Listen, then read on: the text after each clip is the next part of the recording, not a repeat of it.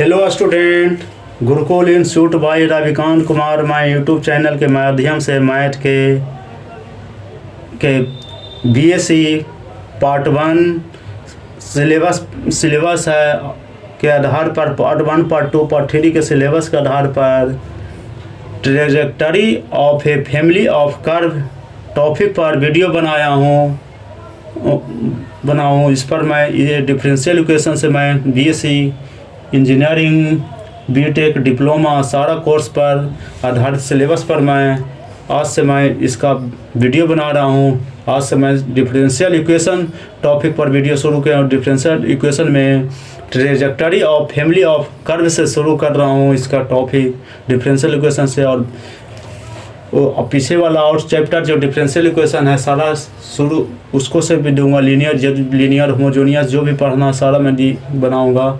अब इस पर मैंने trajectory of a family of curve में आता है शुरू कर रहा हूँ। इसमें दो को आता है, ऑर्थोगोनल ट्रेजेक्टरी आता है से टॉपिक आता है। इसमें पोलर आता है, कोऑर्डिनेट फॉर्म में आता है, कार्टेशियन फॉर्म में आता है। इसी से मैं शुरू कर रहा हूँ कारण इसका बना रहा हूँ। इसलिए trajectory of a family of curve है। इसको trajectory of family of curve का डिफिनीशन क्या है? तो कोई भी एक है मेंबर ऑफ, इसमें फैमिली होता है कर्व का। तो इसमें ये curve which cuts every member of given family of curve according to given rule is called a trajectory of given family होता है। कर्व को हमेशा कट करना है। कोई भी फैमिली ऑफ कर्व है, कर्व दिया हुआ है उसमें से हम कट करेंगे इसका कर्व से। हमेशा मेंबर ऑफ फैमिली जो दिया हुआ कर्व से इसी को ट्रेजेक्टरी कहते हैं। We shall be concern only with the case. अब क्या है इसका? Each trajectory cut every member of a given family of curve at constant angle. एक एंगल गया कांस्टेंट हो गया। अब दूसरा आ गया कि कांस्टेंट एंगल होगा तो राइट एंगल होता है। Then the trajectory is said to be orthogonal हो गया, ऑर्थोगोनल पर है। तो we shall given below the rule for finding the orthogonal trajectory to a given family of curve when its equation is given. ये दो प्रकार के होता है इसका इक्वेशन होता है। कार्टेशियन कोऑर्डिनेट होता है, एक पोलर कोऑर्डिनेट होता है। तो कार्टेशियन कोऑर्डिनेट का इसको निकाल रहे हैं, देखिए एक है। अब तो फाइंड द कार्टेशियन कोऑर्डिनेट में आता है ऑर्थोगोनल ट्रेजेक्टरी आता है। तो इससे फैमिली ऑफ कर्व निकालेंगे। Family of x y c तीन को आता है, कांस्टेंट वैल्यू आता है, एक्स वाई या कांस्टेंट वैल्यू होता है। तो सी बीइंग द पैरामीटर आ गया हमेशा। तो देखिए एक्स इसका आप ग्राफ द्वारा किए हैं, एक्स और वाई एक्सिस लिया है। एक्स पर एक इंटरसेक्ट दो को कर्व लिया, एक intersect of curve P point पर लिया मैंने। एक कर्व इधर इंटरसेक्ट के एक इधर के करके हमेशा दोनों को हमेशा एक सेंटर से मिला दिया, एक इधर से मिला दिया कर हमेशा। देखिए एक फाई एंगल पर काटा, एक फाई डैश पर किए। तो ये हमेशा ये पॉइंट गया, हमेशा ये हमेशा गया फाई माइनस फाई डैश आ गया। अब फैमिली ऑफ कर्व हमेशा जाएगा जो एफ एक्स बाई सी बराबर 0 आ गया। यहाँ पर यह एक कर्व हो गया जो हमेशा एफ एक्स बाई के आ गया, यहाँ बराबर 0 आ गया। दो कर्व एक कार्टेशियन इक्वेशन के लिए तो दोनों इंटरसेक्ट कर जाता है। इसमें कार्टेशियन कोऑर्डिनेट में ऑर्थोगोनल ट्रेजेक्टरी में होता है क्या कि फैमिली ऑफ कर्व है जो हमेशा इंटरसेक्ट करता है। हमें उसी के ऊपर हम निकालना है। तो देखिए नेक्स्ट क्या किए हैं हम किए हैं, ये देखिए the equation of the curve given of, इतना फर्स्ट इक्वेशन माना मैंने, इसका दे दिया है वैल्यू के दे दिया, इसका फर्स्ट है। तो हमें एफ एक्स वाई बराबर सी बराबर 0 लिए। अब इसको डिफ्रेंशिएट कर देंगे with respect to eliminating c को हटाने के लिए करेंगे। तो हमेशा phi x y divide x बराबर 0 आ गया। हमेशा कांस्टेंट को सी को हटाएंगे तो डिफ्रेंशिएट करेंगे तो ये हट सकता है, इसलिए एक्स बराबर 0 आ गया। एक आएगा।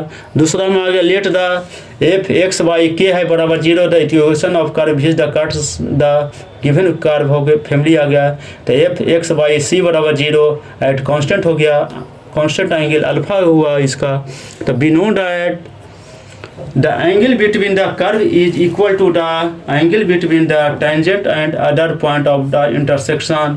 तो दोनों को हम P पॉइंट पर हम सब दोनों कर्व को मैंने इंटरसेक्ट कराया था, इसलिए let P be the point of their intersection. इसलिए M बराबर tan फाई लिए, tan फाई बराबर डिवाइड एक्स होता है। And M dash denote the slope of the tangent to the curve आ गया। एफ एक्स वाई सी पर निकालेंगे, एफ एक्स वाई के बराबर 0 रिस्पेक्टली आ गया, इसलिए टेंस अल्फा बराबर m माइनस एम डैश बटा 1 plus m into M dash. ये geometrical meaning of d by d x है, वहीं के से इक्वेशन दोनों वहाँ भी दो कर्व है जो इंटरसेक्ट करता है, इसलिए हम निकाल देंगे कि हमेशा m माइनस एम डैश बटा 1 प्लस m डैश होता है। यहाँ अल्फा बराबर है ऑर्थोगोनल ट्रेजेक्टरी है, तो ऑर्थोगोनल ट्रेजेक्टरी हमेशा बता दिए थे, थ्योरी में ही दिए थे कि 90 डिग्री बनाता है, एंगल बनाता है। ऑब्जेक्टिव में हो, जहाँ ऑब्जेक्टिव होता है BSA स्तर पर या कहीं भी होता है, एग्जाम होता है, और IIT में भी सिलेबस दे दिया है, ये सब दिया हुआ है, सारा चीज़ कंपटीशन हो, इंजीनियरिंग मैथमेटिक्स हो या कुछ कहीं भी ऑब्जेक्टिव आ रहा है, या BSc पार्ट 1 पार्ट 2 पार्ट 3 में ये सब जो जहाँ थ्योरी पढ़ना है वहाँ ऑब्जेक्टिव में एक क्वेश्चन पूछा जाता है, इसलिए अल्फा बराबर 90 डिग्री आ रहा है, लेना है इस पर। और तो 90 डिग्री पर ही ट्रेजेक्टरी बनता है। The trajectory is orthogonal, orthogonal है तो 90 डिग्री हो गया। Then the 1 plus m dash बराबर 0 हो गया, अल्फा बराबर रख देंगे तो 1/0 को माना हो जाएगा, तो इसलिए m डैश बराबर -1 हो गया, इसलिए m डैश बराबर -1/m हो गया। -1 m बराबर रख देंगे डी बाई डी एक्स हो तो -1/d/dx हो गया बराबर -dx/dy गया। तो अब यही वैल्यू हो गया d/dx का जो स्लोप पॉइंट टेंजेंट होता है, जो स्लोप ऑफ ट्रेजेक्टरी के बराबर होता है, इसलिए d/dx is equal to -dx/dy होता है। अब देखिए इसको मैंने निकाल दिया, इसका ये आ गया d/dx, तो इस पर ध्यान देना है कि d/dx हमेशा इसका चेंज कर जाता है -dx/dy। तब ये d/dx है जो स्लोप ऑफ टेंजेंट हुआ, ये हमेशा टेंजेंट के बारे में बताता है, और ये -dx/y हो गया जो हमेशा ट्रेजेक्टरी स्लोप ऑफ ट्रेजेक्टरी के बारे में बताता है, टेंजेंट नहीं लेना है, यहाँ ट्रेजेक्टरी आ जाएगा। और क्वेश्चन में दे दिया जाता है कि tan थीटा बराबर d/dx है, तो इसका ट्रेजेक्टरी क्या होगा, तो -dx/dy हो जाएगा। ये ऑब्जेक्टिव में भी आता है और इसका सब्जेक्टिव बनाने का तरीका, इसका वर्किंग रूल है बनाने का हिसाब मैंने जो प्रॉब्लम आएगा तो इसमें देता है। इंजीनियरिंग में BSc पार्ट 1 पार्ट 2 का सिलेबस है, तो पार्ट 2 में डिप्लोमा में जितने प्रकार का जहाँ क्वेश्चन आता है वहाँ पर ये सब क्वेश्चन आता है, डायरेक्ट यूनिवर्सिटी एग्जाम में आता है, इसलिए इसको डिफ्रेंशिएट करेंगे। पहला इक्वेशन, पहला दिया हुआ कर्व है, इसको डिफ्रेंशिएट करेंगे, डिफ्रेंशिएट करके रिप्लेस करेंगे, d/dx आ जाएगा, उसको डिफ्रेंशिएट करेंगे -dx/dy। तो बता दिया कि d/dx होता है जो स्लोप ऑफ टेंजेंट होता है, स्लोप ऑफ टेंजेंट को हमेशा ट्रेजेक्टरी में बदल देंगे, स्लोप ऑफ ट्रेजेक्टरी होता है वो आया जो -d/dx आ गया, dx/dy आ गया, फिर इसको निकाल कर इंटीग्रेट कर देंगे डिफरेंशियल इक्वेशन में, तो ये प्राप्त हो जाएगा solution of required equation of trajectory. यही बनाने के इसका मैंने वर्किंग रूल मैंने दे दिया होता। अब इस पर थ्योरी मैंने दे दिया, अब इसका प्रॉब्लम अगला वीडियो से मैं इस पर पहले पोलर कोऑर्डिनेट को बताऊंगा, उसके बाद फिर इस पर जितना प्रॉब्लम है सारा बनवा दूंगा।